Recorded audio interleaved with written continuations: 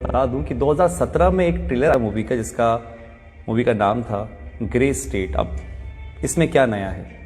नया ये था कि जब ये मूवी रिलीज होने वाली थी उसके कुछ टाइम पहले ही डेविड क्लोरी को उसकी वाइफ और उसके बच्चे के साथ गोली मार दी गई। रीज़न रहा होगा कि एक डायरेक्टर को उसकी बेटी और वाइफ के साथ मार दिया जाता है मूवी के रिलीज होने से पहले और वो मूवी नहीं बनती है। ऐसा क्या दिखाना चाहते थे डेविड उस मूवी के अंदर जो 2017 में आनी थी, लेकिन उसका ट्रेलर ज़रूर आया था और उस ट्रेलर के अंदर ऐसा कुछ दिखाया ज़रूर था जिसमें बताया गया था कि आने वाले टाइम के अंदर लोग एक दूसरे के पास जाने से थोड़ा डरेंगे, यानी कि सोशल डिस्टेंसिंग मेंटेन करेंगे।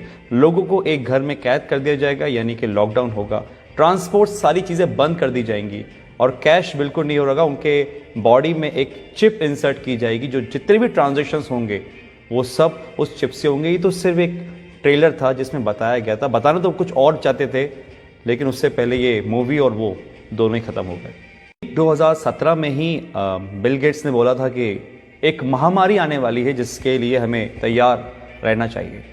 और ठीक 18 अक्टूबर 2019 को बिल गेट्स ने एक मीटिंग में बोला कि अब जो वॉर होगी कंट्रीज़ के बीच में वो मशीन से नहीं होगी, वायरस से होगी। और अभी आप जानते हैं बिल गेट्स को लेके क्या कंट्रोवर्सी चल रही है। आपको लग रहा होगा कि दो वीडियो का आपस में क्या कनेक्शन है। कुछ लोग समझ रहे होंगे, कुछ लोगों को समझ में नहीं आ रहा होगा। तो यहाँ पर एक यू टर्न आता है और मैं आपको ले जाता हूँ 1980 में। 1980 के अंदर एक ऑर्गेनाइजेशन बनी जिसका मेन मकसद था इस पूरी दुनिया में एक पावर होना, यानी कि पूरी दुनिया को एक पावर चलाना। और उस पावर को उन्होंने नाम दिया था न्यू वर्ल्ड ऑर्डर। ऑर्गेनाइजेशन में ज़्यादा लोग नहीं थे, कोई सीक्रेट 100-150 लोग होंगे। और एक बहुत डरावने वाली बात इस ऑर्गेनाइजेशन की ये थी कि वो इस दुनिया की टोटल आबादी को 50 करोड़ में लाना चाह रहे थे, 50 करोड़ में। उनके टारगेट में थे वो देश जिसमें सबसे ज़्यादा पॉपुलेशन है, जिसमें हमारा इंडिया भी होता है। सबके लिए उन्होंने एक प्लान बनाया जिसका नाम था MMP, mind control, money control, population control. Control यानी कि आदमी खुद से कुछ ना सोचे, जो वो चाहें वो आप सोचो, माइंड कंट्रोल। और ये किसके थ्रू होता? मास मीडिया के थ्रू। जो मीडिया में दिखाया जाएगा वो आदमी सोचेगा। और एक कल्चर ऑफ फेयर, यानी कि एक डर का माहौल बनाना, क्योंकि डर एक ऐसी चीज़ है जो अगर दिमाग में बिठा दी जाए किसी की तो इतनी आसानी से निकलती नहीं है। और वो ऐसा हुआ है। आज बहुत से लोगों का माइंड कंट्रोल करती है मीडिया, जो वो बोलती है वो आप मानते हो। और कल्चर ऑफ फेयर, डर का माहौल, ये तो आपने देख ही रहा है जो आजकल चल रहा है। कंट्रोल यानी कि आदमी जितना हो सकता है लेस कैश, कैशलेस, या जितना हो सकता है टोटली डिजिटल। और वो आपके सामने ही है। आज हमारी डिजिटल करेंसी किस तरीके से बढ़ रही है आपको पता ही है। पॉपुलेशन कंट्रोल, और वो कैसे होगी? जिस देश की आबादी बहुत ज़्यादा, जहाँ पे बहुत सारे लोग हैं, क्योंकि एक देश की ताकत उसके लोग ही होते हैं, वहाँ की पॉपुलेशन नहीं होती है। तो उस पॉपुलेशन को कम करना, और आप कम करने का मतलब आई थिंक तो समझ चुके होंगे कि मैं क्या बोलना चाह रहा हूँ। इतनी बड़ी ऑर्गेनाइजेशन चला रहा है, कौन ये सब कर रहा है, ये सब आपको आने वाले टाइम में अंदर पता चल जाएगा। क्योंकि आने वाले टाइम में सिर्फ दो लोग रहेंगे, एक वो जो काम करेंगे, एक वो जो काम करवाएंगे। अगर मैं इसको स्ट्रेट फॉरवर्ड बोलूं तो राजा और गुलाम। एक वो लोग जो इस दुनिया पे राज करेंगे और एक वो लोग जो उन राज करने वालों की गुलामी करेंगे। ऑर्गेनाइजेशन का एक एजेंडा था, एजेंडा 21, यानी कि 2021 तक इस काम को पूरा करना। और 2020 जब से स्टार्ट हुआ है, आपको पता है सब क्या हो रहा है। लाखों लोग हैं जो समझ पा रहे हैं इस बातों को, लेकिन करोड़ लोग हैं जो इस बातों को नहीं समझ पा रहे। एजेंडा 21, 2021 तक इन काम को पूरा करना।